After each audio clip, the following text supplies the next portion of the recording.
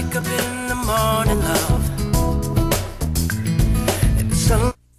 Bilangin natin ang mga estudyante noong 2011 na nasa elementary, high school, at lahat ng mga college na graduate na naging engineers, nurses, teachers, call center agents, office workers. Lahat ng mga boss, may boss at gustong maging boss. Lahat ng may trabaho sa Pilipinas. Pag pinagsama-sama natin sila, mas madami pa rin ang nakaranas ng purong galing ng champion.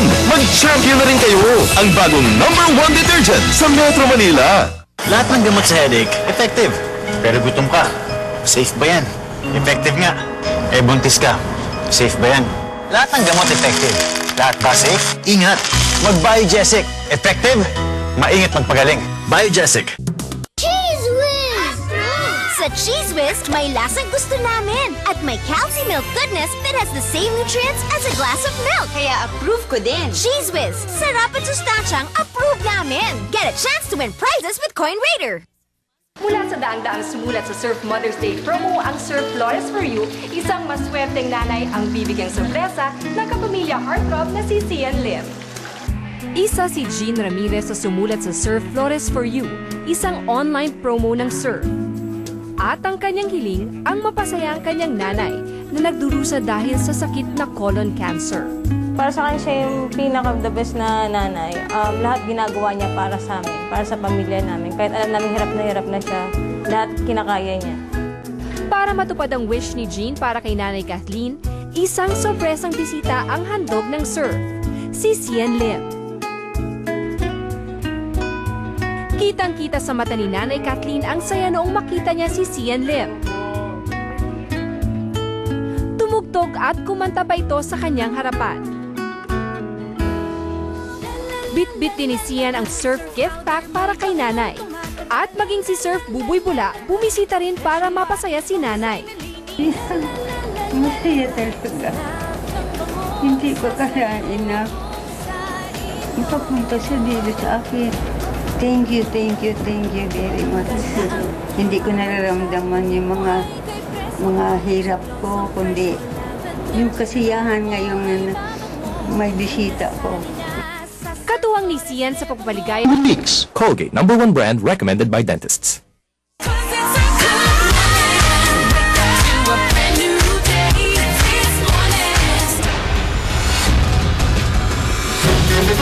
Balik sa balita sa News Patrol. Nadakpan sa pulis ang suspect sa segunsong pagpanlab ni Ugbag sa tulog ang mababay sa Davao City ng report ni Hernel Tokmo. Giaresto sa mga sakop sa mobile patrol group si Michael Patria, kinsa nagpailang sundalo humanharang sa mga pulis sa Lapu-Lapu Street, Davao City, alas 11:15 kagabi. Nasakpan si Patria nga nanglab ni Ugbag sa tulo ka mga babae sa managlahing lugar. We came from Middle East to see the Davao City that this is the proper. What's this? Look at this. This is the evidence. Ito yung Na-recover sa gisakyang motor sa suspect ang mga kinawat nga kabtangan. Daan ang gialarma sa pulis ang suspect human magpakitabang ang mga biktima. Positibong gitudlo sa mga biktima si Patria. Unang na biktima si Rolaiza Duque nga naghulat og masakyan diha sa JP Laurel Avenue pasado alas 10 kagabi. Di nakuha ang iyang bag. Pagbira niya sa akong bag kay nagsiginom ko siya git ni smile siya. Oh. Siya lang. Bakakon. Dagag nakakita sa iya. Usa ka barangay pulis ang nakakita sa insidente ug dihang iya kining gisundan sa Santa Ana Avenue. Nanglab ni napud kini og bag sa laing babae nga naisulod nga pitaka, ATM card ug iPhone. Nihunong na sa to sa may Lapu-Lapu kay murag yang gipang ukay to yang gipang snatch kay murag yang pilian siguro kung unsa bay available og dili ilabay na siguro. Gisundan pa kini sa barangay pulis sakay sa motor hangtod sa Suazo Street nga sumala niya.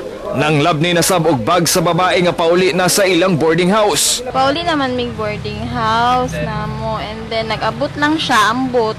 Diretso lang nag-abot. Luyo sa mga akusasyon, hugot gihapon nga gilimod sa suspect ang mga pasangil. Hiniram sa akin yung motor. Pagdating doon, sinuksok na yung mga iwan ko, ano yung sinuksok sa likod ko kanina. Tapos yung bag nilagay sa akin, tapos habang tinitingnan ko yung gasolina ng motor ko. Sumala ni Superintendent Antonio Rivera sa MPG, nagpakitabang ang barangay pulis sa may labay nga mobile patrol aron madagpan ang suspect. Ang tawag sa radyo kanina is lone motorcycle riding man ang naghimo. Ang gupit, nipis ang buhok. So it fits the description of the suspect na nadakpan.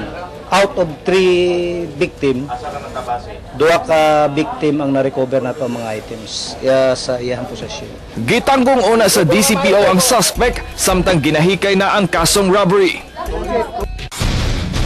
O kato naglangkob sa itong mga balita, karong buntagan. Salamat, may buntag, Mindanao. When I wake up in the morning, love. Pero Claude, kung ang mga indigents gani magkasakit, medyo maglisod gyud sila og afford tungod sa kawad-on. Pero karon natay good news mga good kapamilya. News na, mga kapamilya, kay dunay linear accelerator nga aparatos nga ma-afford sa atong mga kapamilya kana ang good news sa atong Health 101. Midayo pa ang magtiayong duryas gikan sa Takurong South Cotabato dinhi sa Tagum City aron patambalan ang ilang 6 anyos nga anak nga si 30 nga naanay brain tumor. Papasalamat po kami kasi po may ganitong government na radiotherapy. January 8 paning tuiga, giabrihan ang Cancer Center for Mindanao dinhi sa Davao Regional Hospital sa Tagum City. Kini ang ikaduhang hospital sa tibuok Mindanao nga naay linear accelerator kon linak nga usa ka aparato nga ginagamit pagpatay sa cancer cells, pinaagi sa radiation therapy. Sukad Enero, 138 patients na ang ilang natabangan. 25 pa karon ang padayon nilang ginatambalan. Ug sa karon, si 30 ang ilang pinakabatang pasyente. Po ay humingi ng tulong. Gusto ko pang maging doktor. Ang linear accelerator, ginagamit sa external beam radiation treatments para sa mga cancer patients. Naani kapasidad nga magpadala og high energy x-rays sa parte sa lawas nga naay tumor. Kini nga x-ray treatments mupatay sa mga cancer cells nga dili maapektuhan ang mga normal tissues sa palibot sa area. Generally, namang tulo ka modalities of treatment for cancer. First is surgery, then chemotherapy, then radiation therapy or radiation oncology, radiation therapy, no? Ang Cancer Center maka-accommodate og 15 to 30 patients sa isa ka adlaw for any type of cancer. Amo lang ginaawhag ang tanan nga mga katawhan, no? Nga ato ang abrihan ang atong mga kasing-kasing sa pagtabang nining atong mga cancer patients nga naa diri karon among gina-cater sa ato ang Cancer Center for Mindanao. Alang sa Health 101, ako si Marjorie Dalipe.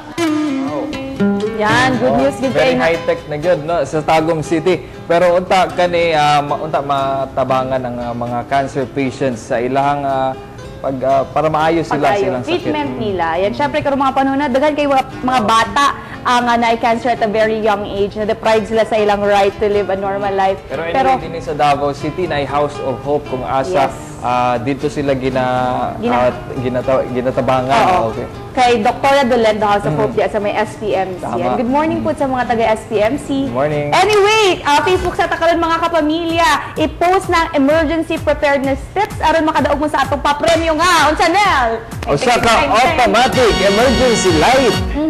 Yan. Especially nga karon nga at least magamit ni nila sa mga kung mag-brown out. Pareha ka ganina, dili mag-brown dili ka ganina.